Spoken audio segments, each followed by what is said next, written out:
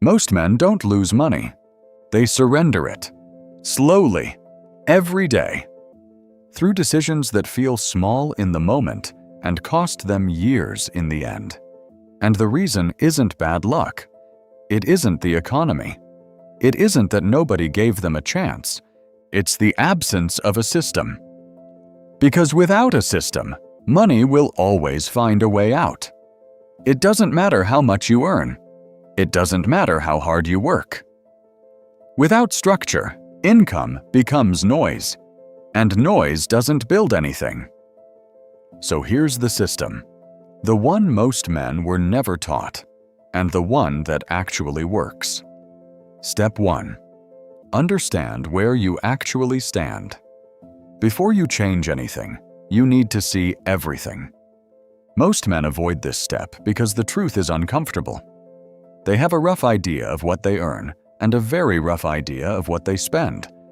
And they keep it vague on purpose, because vague feels safer than confronting the real number. But vague is exactly why nothing changes. So sit down and do the audit. Every income source, every fixed cost, every subscription, every habit, everything you pay for without thinking. Write it down. Total it up. Find the gap between what comes in and what goes out. That number, that gap, is your starting point. Everything builds from here. If the gap is negative, you have a crisis. If the gap is 0, you have an illusion of stability. If the gap is positive, you have material to work with. Now you know where you stand. Now you can move. Step 2. Kill the bad debt.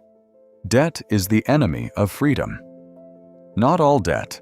Strategic debt used to build real assets can work in your favor, but most of the debt men carry is not strategic. It's consumer debt. Credit cards, buy now, pay later schemes, financing for things that lose value the moment you own them.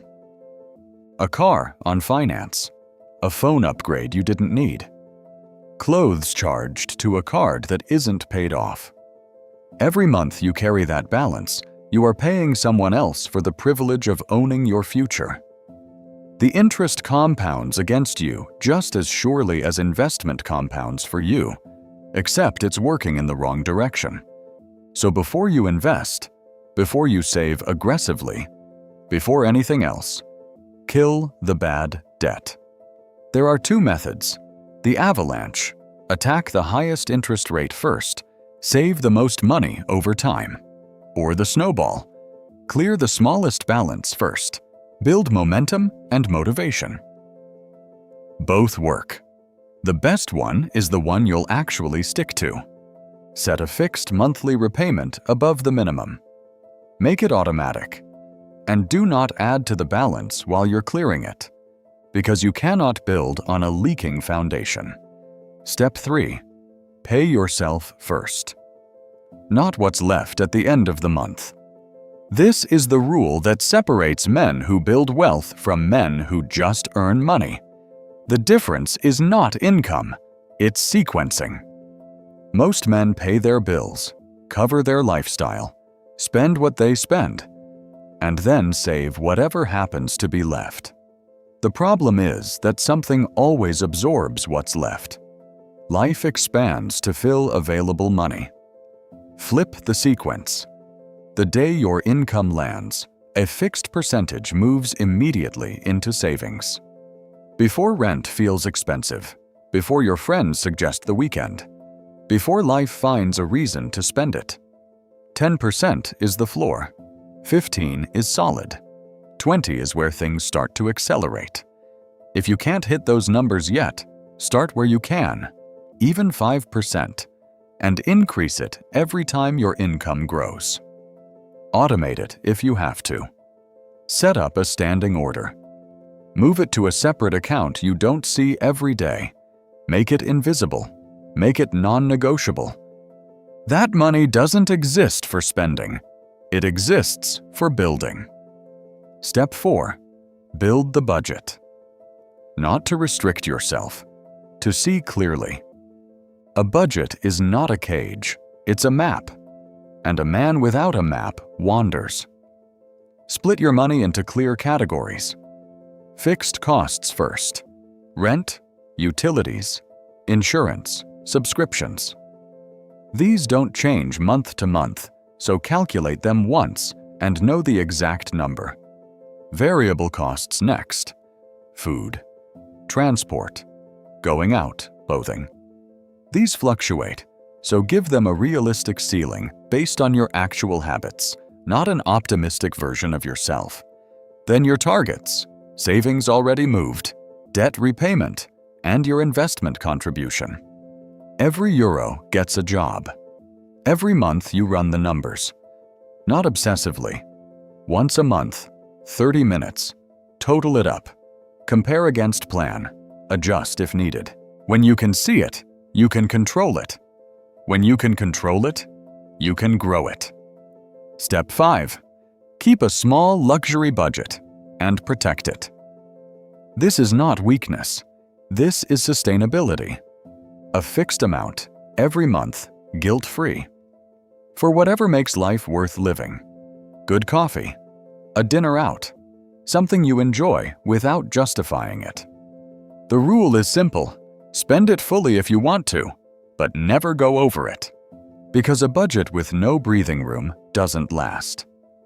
A man who denies himself everything eventually snaps and spends everything. The all-or-nothing approach to discipline fails in finance exactly as it fails in fitness. Build the release valve in deliberately. Give yourself permission to enjoy a defined amount. Then, protect the boundary on both sides. Don't feel guilty spending it, and don't convince yourself you deserve more this month. That's not indulgence. That's a system that actually holds.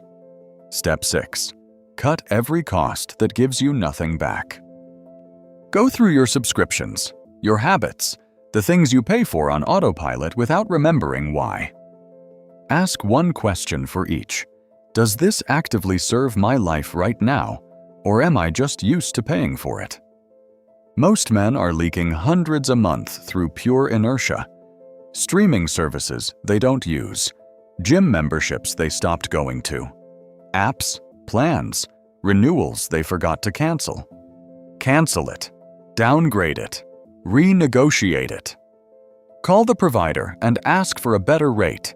It works more often than you'd think. This isn't about being cheap. It's about being intentional. Every euro you redirect from waste goes toward building something real. Step 7. Invest early. Invest consistently. This is where most men make one of two mistakes. They either wait until they feel financially ready, which never quite comes, or they chase exciting opportunities they don't fully understand. Both are costly, in different ways. Time in the market consistently beats timing the market. An amount invested at 22 in a broad, boring index fund will outperform a larger amount invested at 35, even if the 35-year-old is more financially sophisticated. That's not opinion. That's compound interest over time. Start with the basics. A low-cost broad market index fund, or ETF. Global exposure. Low fees. Automatic monthly contributions. No stock picking. No chasing trends. No sure things from someone on the internet who found a shortcut. Boring is the point. Boring is what compounds. Set a fixed monthly contribution alongside your savings, even a small one. Treat it the same as rent. Non-negotiable. Automatic. Not a decision you make each month. Because the biggest cost of investing isn't a bad stock pick. It's the years you spent waiting to start. Step 8. Control both sides of the equation. Income and expenditure, equally. Most men focus on one and neglect the other. Tracking spending without growing income keeps you in maintenance mode. Earning more without tracking spending just inflates your lifestyle. You need both levers, moving in the right direction at the same time. Know your number. The exact monthly figure that covers your life, hits your savings target, services your debt, and funds your investments. That number is your baseline.